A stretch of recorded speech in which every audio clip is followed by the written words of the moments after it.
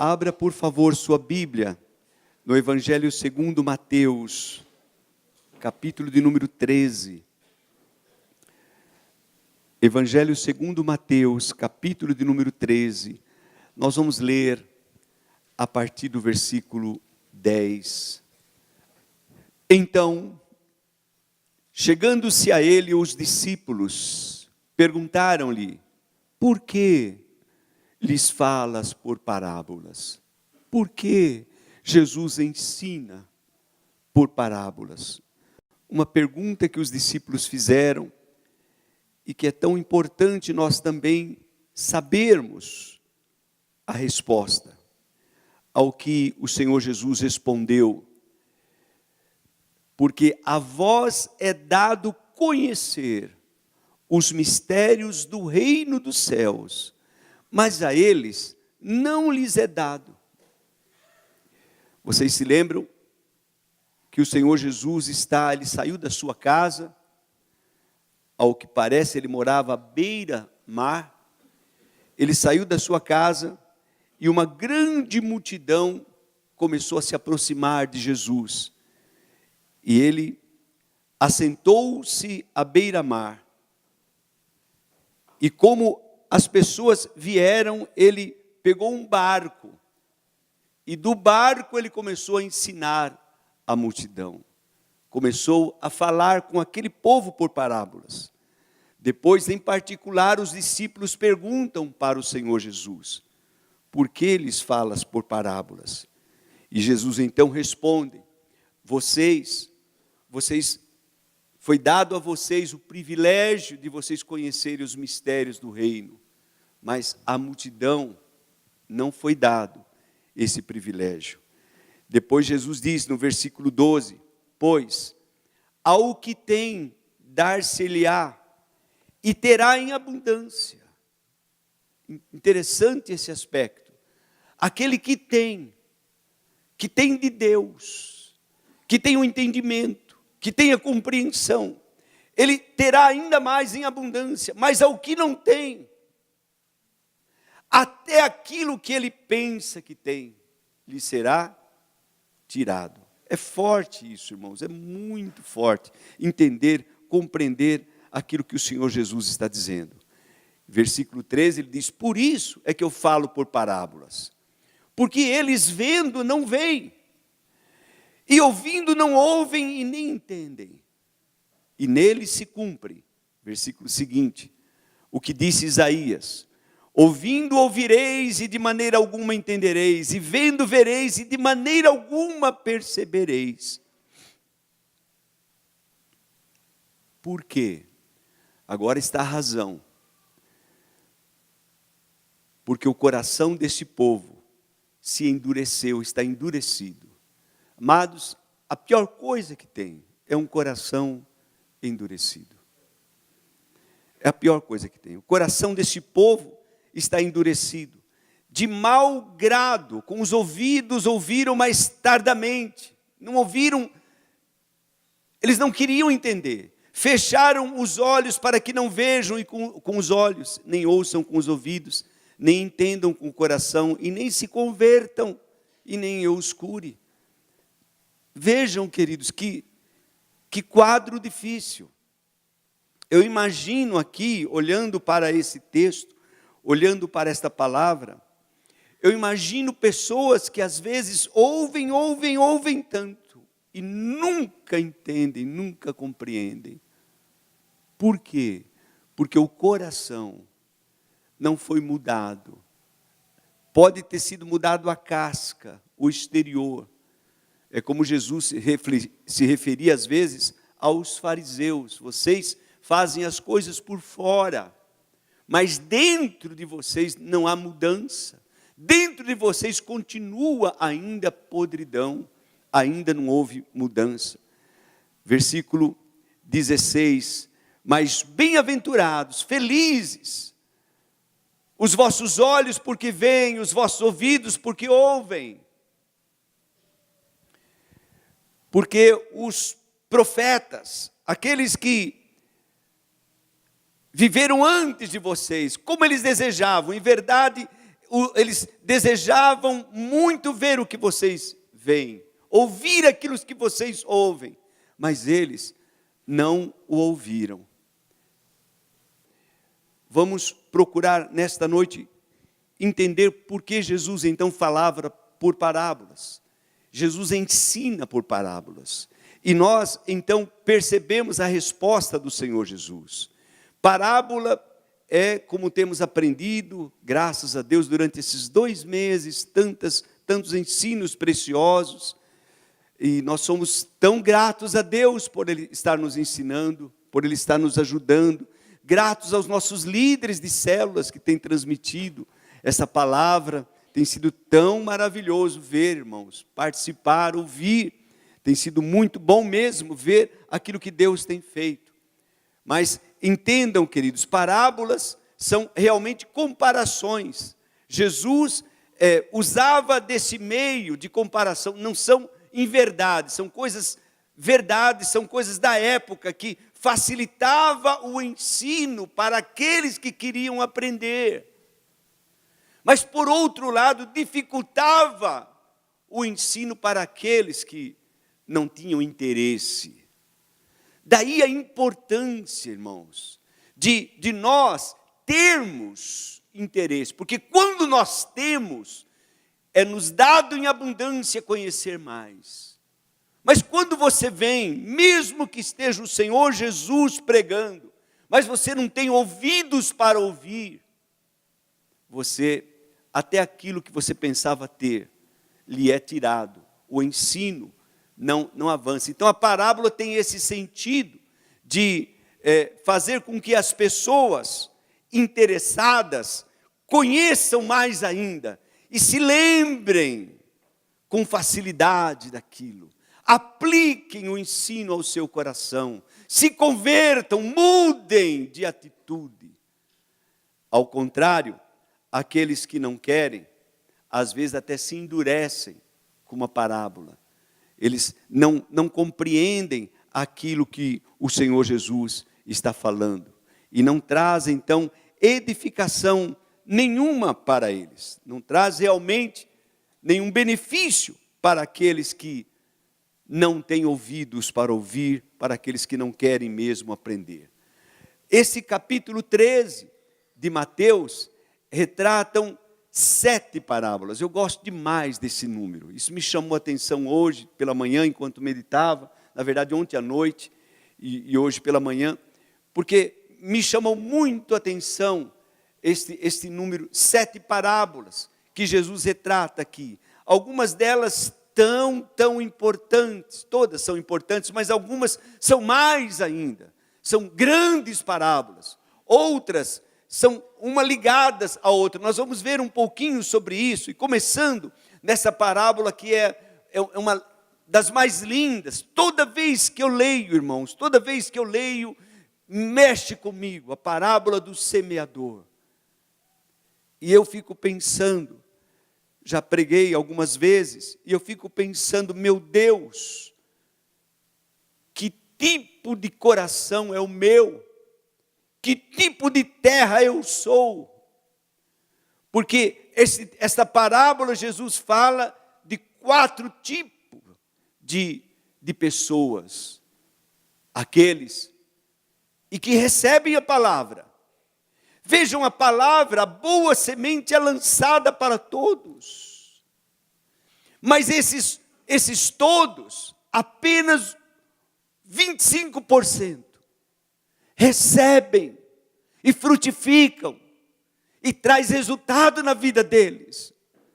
Isso me dói, irmãos, porque eu preciso saber que tipo de terra sou eu, o que essa preciosa semente tem feito no meu coração.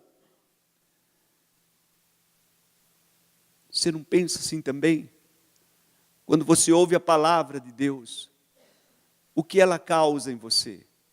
Ela cai num terreno duro, um coração endurecido, que não penetra nada. Como é o teu coração?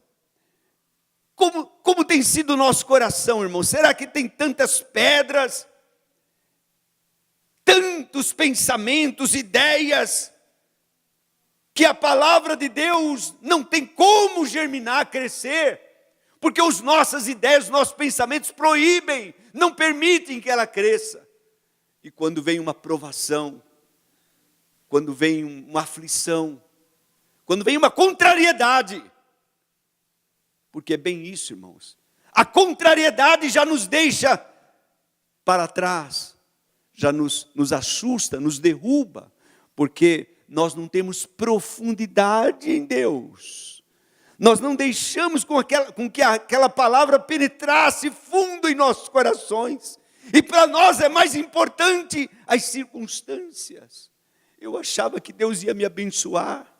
Eu achava que eu nunca ia perder o emprego. Eu achava que nunca ia acontecer isso comigo. Mas veio justamente por causa da palavra.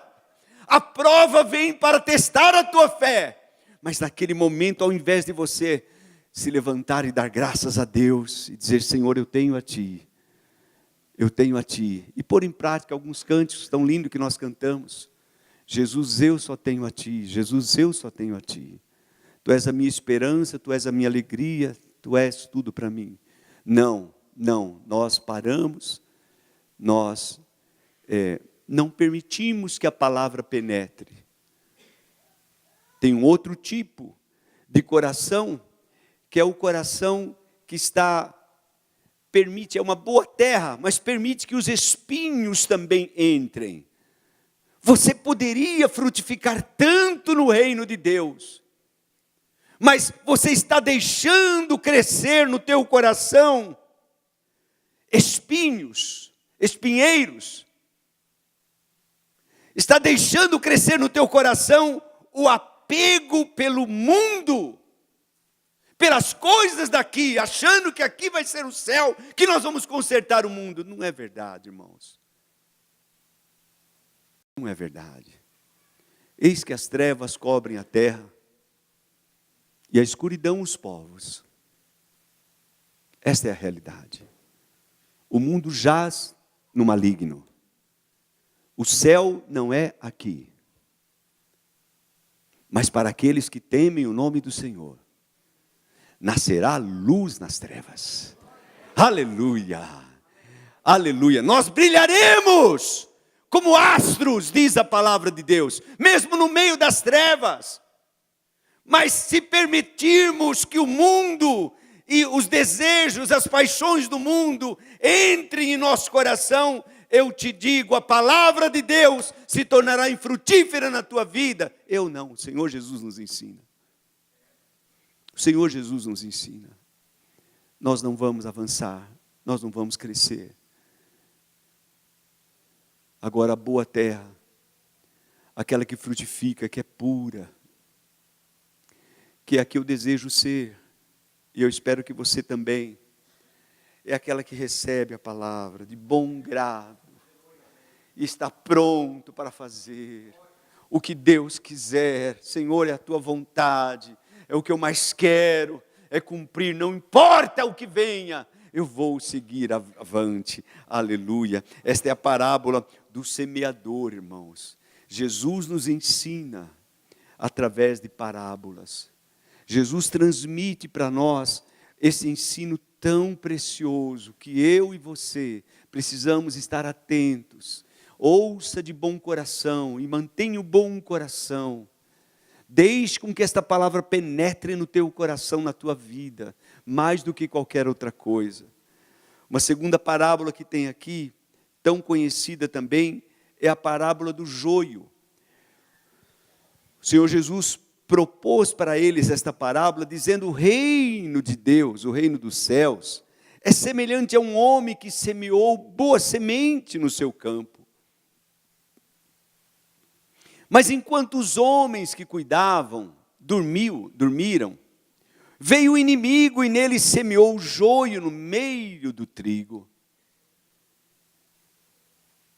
E quando a erva cresceu e produziu fruto, apareceu também o joio. Esta parábola é tão forte também, porque mostra, irmãos, Jesus quando explica a parábola, Jesus diz, o campo é o mundo, não é a igreja, é o mundo. Mas nós, como a igreja está no mundo, a gente pode entender que existe joio, né? É duro isso, né? Como dizia um irmãozinho que cantava um cântico, que ele dizia, existe muito joio misturado com o trigo, né? Ele brincava assim, mas era uma... Então, é algo muito forte, irmãos. Porque o joio se parece com o trigo. Porque eles são tão semelhantes. Crescem juntos. E assim como o bode e a ovelha, você vai definir um e outro quando dá um aperto, né? A ovelha baixa a cabeça, o bode berra. Então, você vai saber disso nesse momento.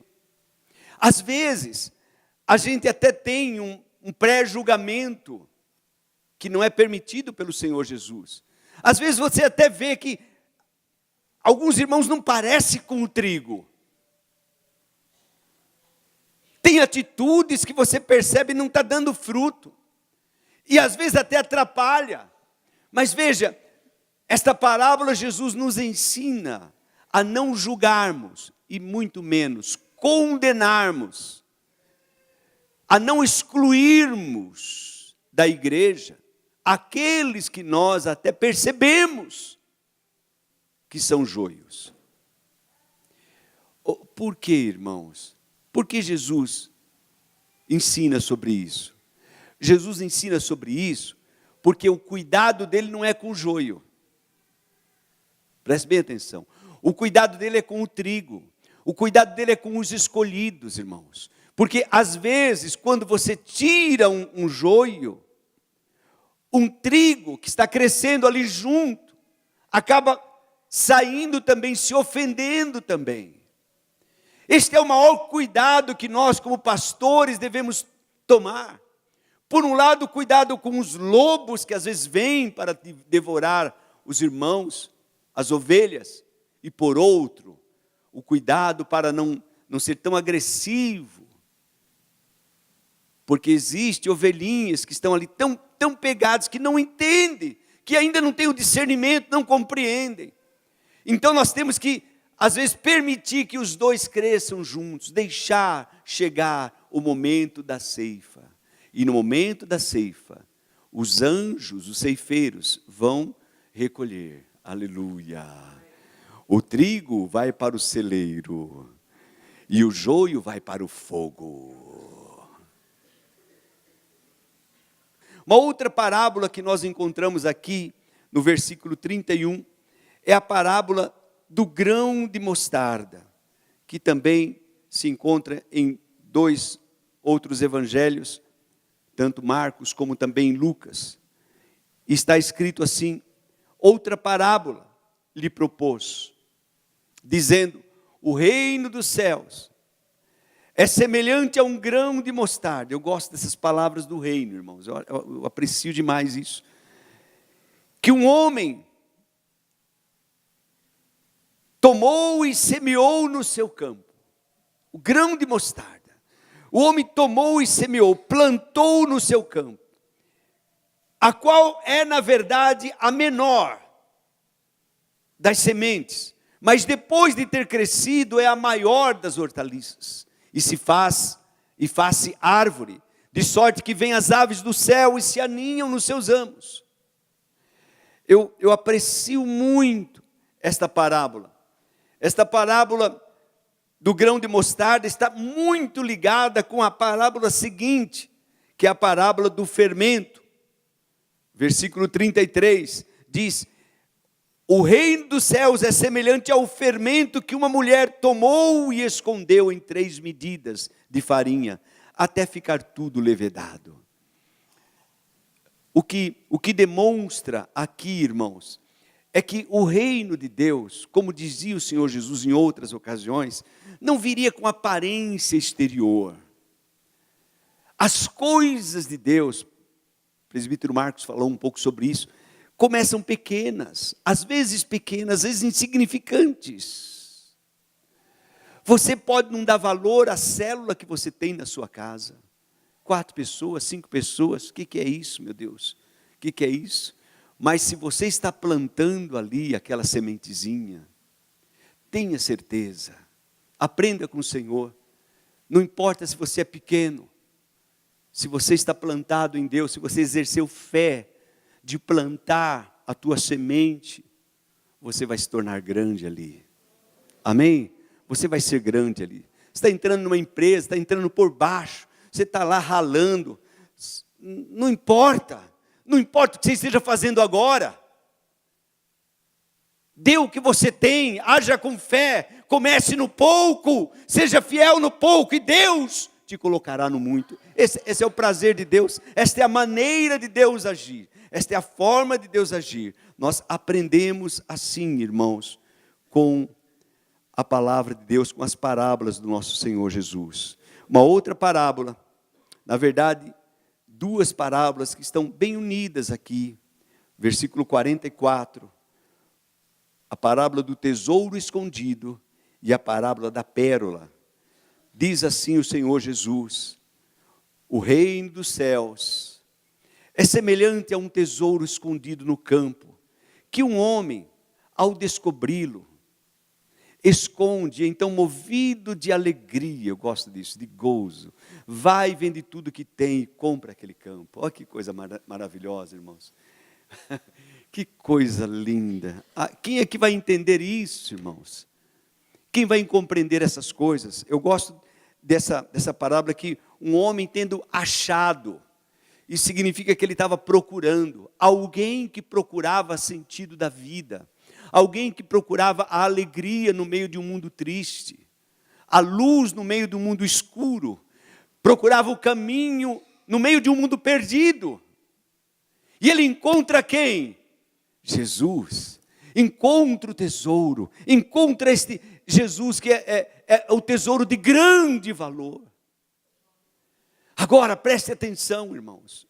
Quando você encontra o reino de Deus, quando você se encontra com o Senhor Jesus, que é o Rei do reino, então é verdade, irmãos, é verdade, aquilo que nós temos, nós deixamos tudo de lado,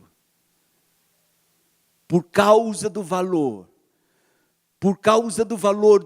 do Rei, por causa da sublimidade do conhecimento de Jesus, dizia o Espírito Santo através de Paulo, por causa de conhecer a Cristo, eu abandonei todo o resto, eu considero tudo como esterco, porque eu quero conhecê-lo, eu vendo tudo, desfaço de tudo que eu tenho, mas eu quero Jesus, eu quero esse tesouro, eu quero essa alegria, nada vale mais do que isso, não existe nada que se compare ao Rei Jesus, a esse tesouro escondido.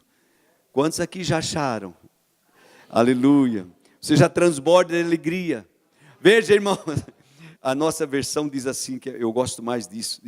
Transbordante de alegria. Acho que eu vou colocar amanhã no WhatsApp, né? Transbordante de alegria. Não é gostoso isso? Aleluia! Eu vou dispor do que eu tenho, mas transbordando de alegria. Não é com eu vou ter que deixar de ir na festinha, eu não vou mais poder ir lá, não vou poder. Não, você pode ir sim, irmão. Vai onde você quiser, você só não pode ir para o céu depois, tá bom? Né? Mas você pode fazer tudo o que você quiser, todas as coisas você pode. Agora, se você quiser ir para o céu, então é melhor você pensar melhor, viu? Quando Pedro conheceu Jesus, ele disse: aparta-te de mim que eu sou um pecador. Porque o temor se apoderou dele, ele percebeu quem era o Senhor, ele percebeu o valor do Senhor Jesus. Então, Irmãos, Jesus é mais do que uma igreja, do que religião. Jesus é Senhor. Jesus é um Deus vivo e poderoso. Jesus é o que dá sentido para a tua vida. Jesus é aquilo que você está procurando. O versículo seguinte diz, é comparado também o reino dos céus a um homem que negocia, procura pérolas, negociante de pérolas, e buscava boas pérolas, uma pérola de grande valor. E quando ele a encontra, quando ele acha, de novo, vende tudo o que possui e compra a pedra. Vende tudo, se desfaz de tudo. Eu não preciso de mais nada. Eu não preciso de coisa nenhuma. Eu preciso desta pedra de grande valor. É o que eu mais necessito na minha vida, é ter Jesus. Compreenda isso. Compreenda que Jesus nós não misturamos com mais nada. Jesus, você precisa negar a si mesmo. Negar, se você encontra, se você sabe que você encontrou, você vai descobrir a importância de deixar tudo para trás. Assim como Pedro, assim como João, Tiago, André, deixaram as suas redes, deixaram as suas empresas e passaram a seguir Jesus. Da mesma forma, irmãos, nós temos que deixar algumas coisas e passar a seguir Jesus. Seguir Jesus. Entenda, quando você compara esse seguir Jesus, significa que você está no meio da massa. Significa que você está, irmãos, como esse fermento, no meio da massa, mas você é um servo do Senhor. Você está como Daniel no reino de Nabucodonosor. Como seus amigos Isaac, Mesaque e Abdenego. Estão vivendo lá, mas não se curvam àquele reino. Eles têm um rei a quem serve. Eles vivem para aquele rei. E estão dispostos a entregarem suas vidas, mas a não abandonarem nada daquilo que eles têm com Deus. Não é glorioso isso? Quando olhamos para Daniel, percebemos isso. Quando olhamos para aqueles jovens hebreus, percebemos isso. Eles descobriram algo de valor. Eles descobriram algo tão importante, que a vida deles já não tem tanta importância. Eles estão dispostos a fazer a obra de Deus. Por último, irmãos, a parábola da rede. E ele diz, no versículo 47, ele nos ensina: o reino dos céus é ainda semelhante a uma rede lançada no mar, que se apanhou toda espécie de peixes. E quando já está cheia, os pescadores trazem, arrastam esta rede, puxam para a praia, e sentando-se, puseram os bons nos cestos, os ruins, porém, lançaram fora. Assim será na consumação do século. Assim será na consumação dos séculos. Sairão os anjos e separarão os maus dentre os justos. Preste bem atenção nisso, que é muito forte, irmãos. Separarão os maus dentre os justos e lançarão na fornalha acesa. Ali haverá pranto, choro e ranger de dentes. Vejam, esta parábola, irmãos, por um lado, nós entendemos a missão da igreja, pregando o evangelho para todo mundo, lançando a rede e trazendo para a igreja toda espécie de peixe. Está aberto para todos. Nós pregamos para todos, não importa o que fizeram, não importa de onde eles... Olha, tem lugares que a gente às vezes ouve os testemunhos de algumas pessoas, e realmente a gente fica assim, irmãos, pesaroso, porque nós nunca participamos de quadros daquela natureza. Mas existem lugares difíceis, e homens que já mataram, já fizeram isso, já fizeram tantas coisas, mas agora eles foram pegos pela rede, eles estão agora, irmãos, na igreja, eles estão louvando, estão servindo a Deus. Eu louvo a Deus por isso. Nós não podemos julgar, nós não podemos condenar, não somos nós que fazemos isso, não somos nós que dizemos este é ruim e este é bom, são os anjos. De novo, não é um julgamento da igreja, não é um julgamento nosso. Nossa missão é lançar a rede ao mar, é ir e trazer todo tipo de peixe, trazer todos, e ter a convicção que um dia haverá uma escolha. O Senhor Jesus diz em outras passagens, porque muitos são chamados, poucos escolhidos. Parábola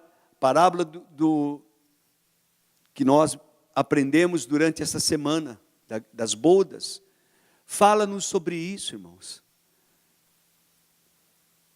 Fala-nos sobre uma festa nos céus. Talvez o pastor Fernando pregue amanhã sobre isso, sobre essa festa, e ministra aos nossos corações a importância, amados, de nós participarmos, estarmos lá. Eu fico admirado, já até dando uma dica, que em Apocalipse revela essa festa, as bodas do Senhor. Então, como nós aprendemos com as parábolas do Senhor Jesus, Ele não está contando historiazinhas, irmãos, são verdades paralelas. Haverá mesmo as bodas, haverá mesmo a festa. Mas, irmãos, como nós precisamos estar preparados, como eu preciso estar pronto. Você pode se converter, você pode se arrepender, você pode tomar uma posição e dizer: Senhor, eu realmente não fui boa coisa, não, eu não era um dos bons, não, me arrependo do meu passado, eu quero ser.